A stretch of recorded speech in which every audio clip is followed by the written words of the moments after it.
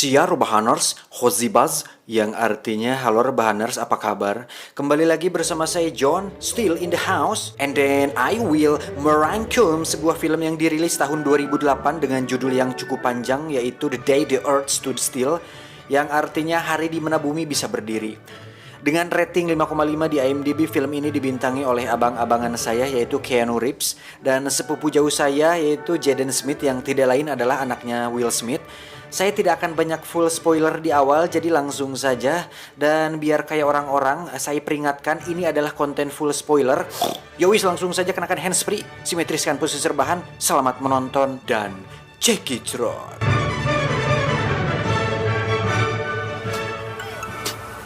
Get it when I get back.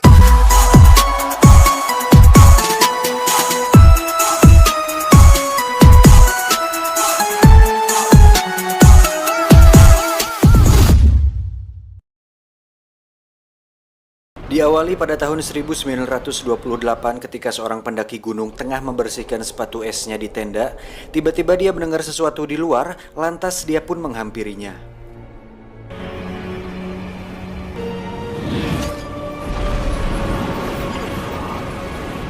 Setelah didekati, ternyata itu adalah semacam bola es bercahaya mirip seperti bola es saat Katara menemukan Aang di film Avatar. Saat si John Wick itu memecahkan bola esnya, terlihat cahaya keluar dan semakin membesar. Hingga saat dia sadar, bola itu sudah menghilang dan terlihat ada bekas luka di punggung tangannya. Dan saya akan jelaskan di awal bahwa bola itu merupakan alien yang mengambil sampel DNA dengan mengambil sebagian daging dari punggung tangan si John Wick ini.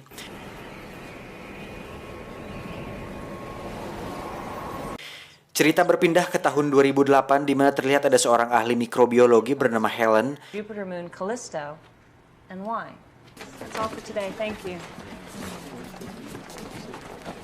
Saat dirinya sedang bersama sang anak yang bernama Jacob di rumah, tiba-tiba datanglah beberapa orang dari pemerintahan. Helen diminta untuk ikut bersama mereka dengan alasan darurat dan keamanan nasional. Jacob sendiri dititipkan kepada sahabatnya. It's gonna be okay. Dr. Benson, there isn't much time.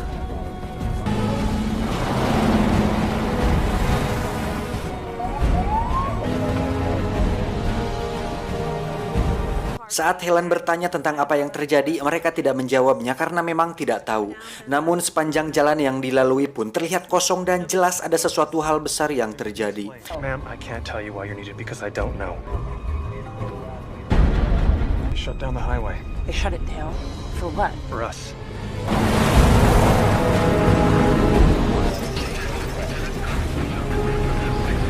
Sesampainya di sana, Helen bertemu dengan beberapa ilmuwan dari berbagai bidang ilmu dan bisa dipastikan memang ada hal besar yang sedang terjadi. Whatever it is, it's not a game.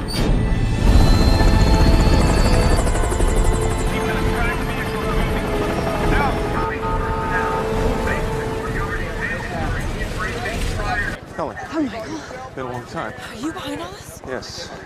Setibanya di fasilitas militer, Helen dan para ilmuwan lain dijelaskan bahwa ternyata ada sebuah objek yang bergerak dengan kecepatan tinggi menuju ke planet bumi dan akan menabrak bumi dalam waktu 75 menit lagi. Hal tersebut membuat pemerintah tidak memiliki waktu untuk mengevakuasi warga, sehingga hal terbaik yang bisa dilakukan sekarang adalah memprediksikan dampak kerusakan akibat tabrakan tersebut. Dan untuk itulah mereka semua diundang ke sana untuk memperhitungkan seberapa besar dampak yang terjadi.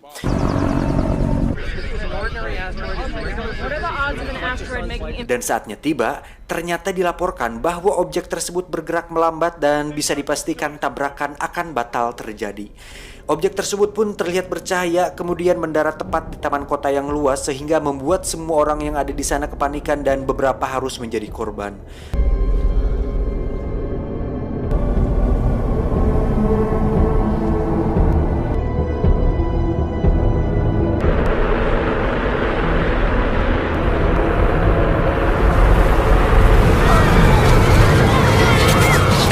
Dengan cepat pihak militer dan para ilmuwan pun diturunkan untuk mendekati objek tersebut.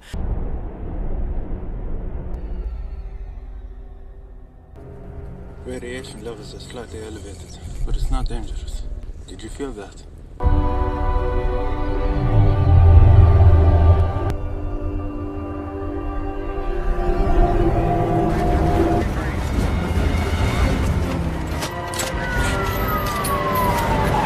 Saat terlihat ada sesosok makhluk keluar dari bola tersebut, Helen pun mendekatinya.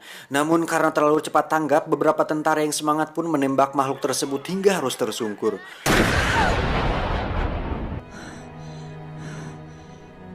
Tak lama, makhluk lain keluar dari bola tersebut. Dan makhluk yang keluar kali ini berukuran sangat amat besar, seperti makhluk raksasa The Destroyer di film Thor yang pertama. Makhluk tersebut pun mematikan semua alat elektronik lalu memancarkan frekuensi tinggi hingga akhirnya terdiam dan berdiri tegak di sana.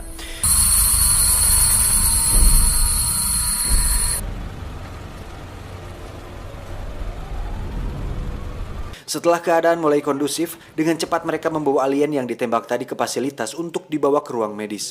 Hingga akhirnya ditemukan fakta bahwa itu hanya sebuah cangkang yang di dalamnya terdapat tubuh seperti manusia. Cangkang tersebut diketahui berupa lemak seperti lemak pada ikan paus yang berfungsi untuk melindungi dan memulihkan tubuh si alien.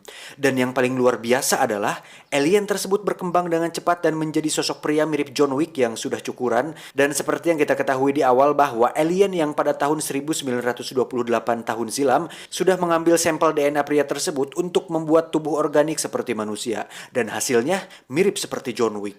Tak lama masuklah Ibu Rokayah yang merupakan utusan dari presiden, menganggap bahwa alien tersebut berbahasa preketek. Ternyata si ibu salah dan menggunakan bahasa Inggris yang normal. Di situ si ibu bertanya mengenai tujuannya datang ke planet bumi, namun sang alien menolak menjawab karena dia hanya mau bicara pada pemimpin dunia, yang seperti kita tahu planet bumi terdiri dari berbagai negara dan pemimpinnya. Dan jika si alien ingin benar-benar menemui pemimpin dunia yang sesungguhnya, maka dia harus bertemu dengan ketua Sunda Empire. Tidak ada pilihan lain, Bu Rokayah pun memerintahkan anak buahnya untuk menyuntiknya dengan obat penenang untuk kemudian diinterogasi secara tertutup.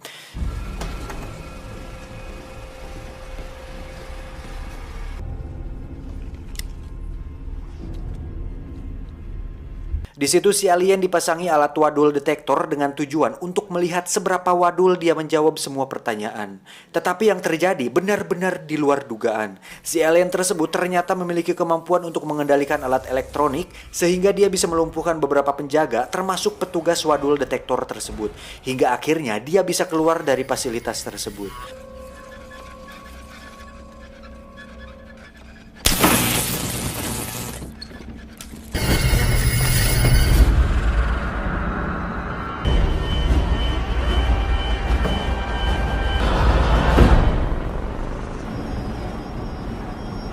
Si alien pun memutuskan untuk membaur dengan penduduk bumi dengan tujuan untuk melihat seperti apa kehidupan di sini. Namun karena luka tembak yang belum pulih membuat tubuhnya melemah dan akhirnya tersungkur.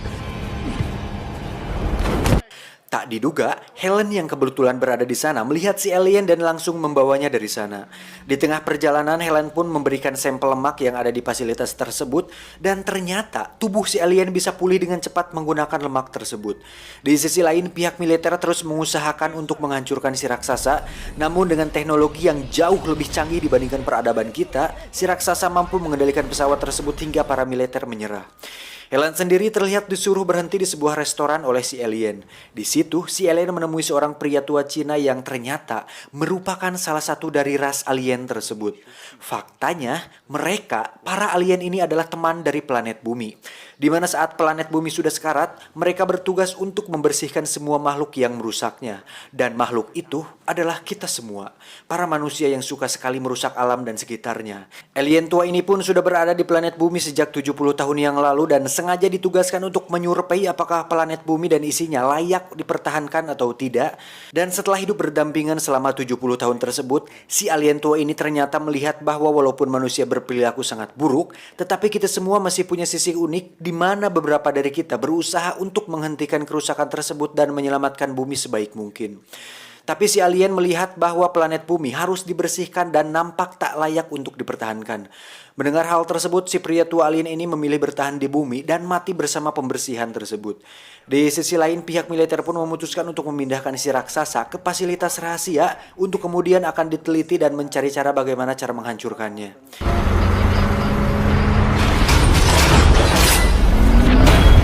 Helen, Jacob, dan si alien pun terlihat sudah berada di tempat lain di mana si alien meminta untuk berhenti sejenak tepat di sebuah rawa. Tujuan dia berhenti di situ adalah untuk memunculkan bola yang lain agar semua binatang yang ada di sana bisa masuk dan terhindar dari pemusnahan atau pembersihan tersebut. Faktanya, bola tersebut ternyata juga muncul di berbagai tempat di penjuru dunia dan melakukan tugasnya masing-masing. Yang pada akhirnya Bu Rokayah dan tim sadar bahwa bola tersebut berfungsi sebagai sebuah bahtera untuk membawa beberapa makhluk yang layak untuk dipertahankan dan menyisakan manusia untuk dimusnahkan. Dan seperti kisah Nabi Nuh, yang terjadi selanjutnya adalah sebuah bencana yang akan membuat seluruh umat manusia musnah.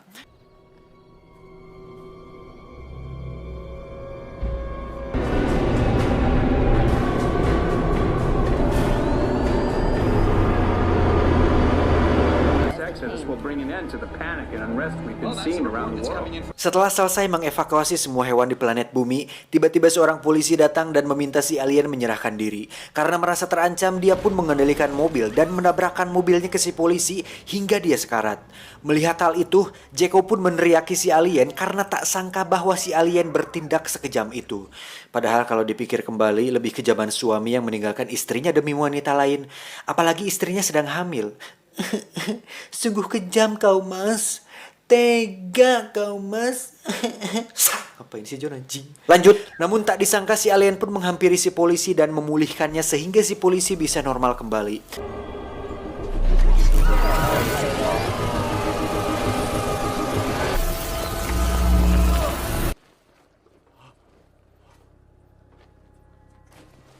He'll be all right. I don't understand. You're gonna kill us all, but you saved him. It was an obstacle. I meant him no harm. Sesampainya di rumah ayah Helen, dia pun melihat berbagai penghargaan berupa Nobel milik ayahnya. Helen pun menjelaskan bahwa ayahnya adalah salah satu orang paling jenius di dunia dan sudah memecahkan berbagai teori dalam bidang ilmu biologis. Saat melihat sebuah papan tulis bertuliskan rumus Lear, si alien pun menghampirinya dan menghapusnya. Kemudian menyempurnakan rumus tersebut. Tak lama si ayah pun muncul dan merasa dirinya paling jenius di alam semesta. Si ayah Helen pun menuliskan kembali rumus patennya dan mencoba mengadu kecerdasan dengan si alien. Tetapi pada akhirnya si ayah merasa malu sendiri dan kalah cerdas dari mas-mas alien tersebut.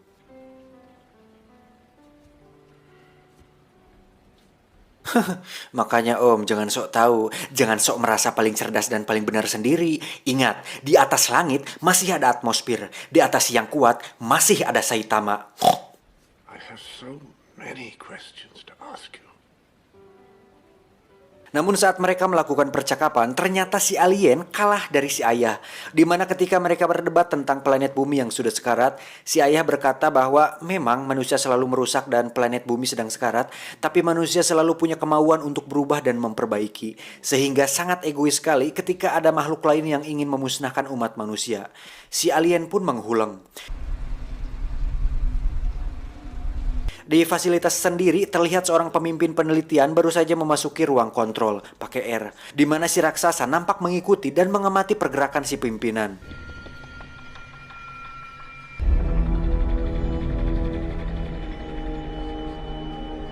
Merasa kesal, si pimpinan pun menyuruh anak buahnya untuk membor si raksasa. Namun hal itu tidak berhasil, bahkan dengan bor yang terbuat dari berlian sekalipun, justru malah bor berliannya yang rusak. Dan seperti yang kita tahu bahwa material terkuat di bumi adalah berlian, dan selain itu kita tidak memiliki yang lebih kuat lagi, kecuali Saitama.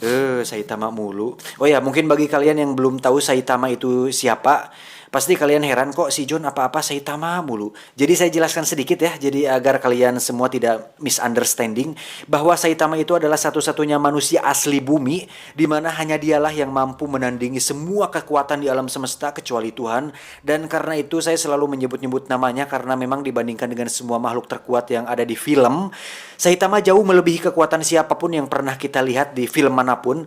Saitama is number one, the only one. Dan jika kalian penasaran seperti apa sosok Saitama, kalian bisa cek di channel kedua IQ7 Corporation. Linknya ada di deskripsi. Jadi ujung-ujungnya promosi bangsat emang si John. Lanjut, saat mesin bornya sedang diperbaiki, kita akan diperlihatkan kenyataan yang sesungguhnya, di mana saat di zoom, ternyata bekas kerusakan tersebut bukan karena si raksasa memiliki material yang kuat, melainkan tubuhnya terdiri dari banyak makhluk pemakan material yang dapat menggandakan dirinya. Makhluk tersebut hampir mirip seperti serangga, tapi dengan ukuran mikroskopik. We're good to go.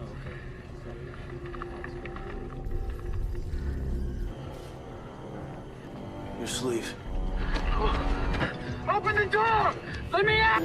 Let me out!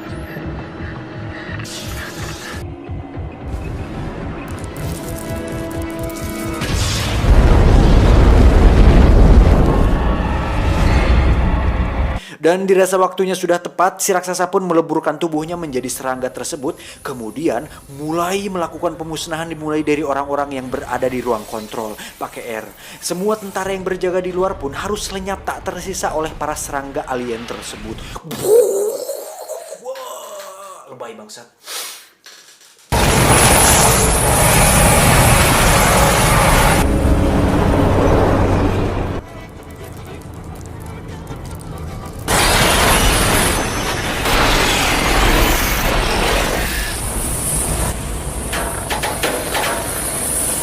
Di sisi lain, terlihat mereka sudah berada di sebuah pemakaman di mana di situ ayah Jacob disemayamkan. Ternyata, Jacob meminta agar si alien menghidupkan kembali ayahnya seperti dia menghidupkan kembali si polisi. Namun si alien mengatakan bahwa kemampuannya terbatas tergantung harga cikur di pasar.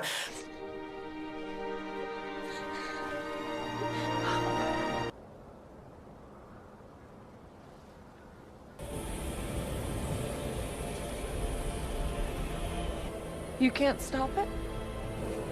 It would come at a price. Please, just give us a chance.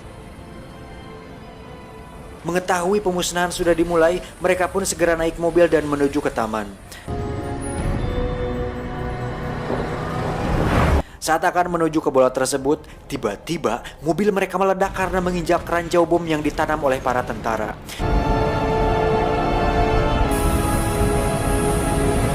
Beruntung mereka masih bisa selamat dan segera bersembunyi di kolong jembatan.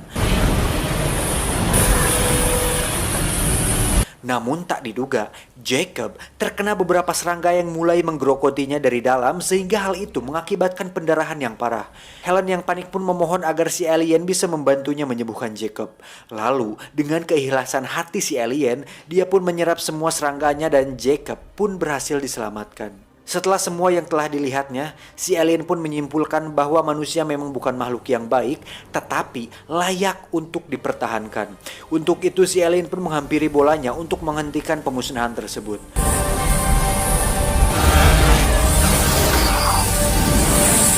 Alhasil semua serangga pun mati dan bumi masih bisa diselamatkan walaupun dengan resiko semua alat elektronik dan listrik mati.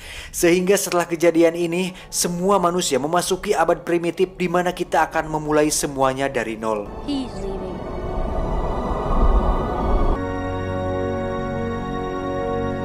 Tamat, ending yang sangat membagongkan. Secara keseluruhan konsepnya sangat keren, tema yang diusung juga terasa sekali pesan-pesan moralnya.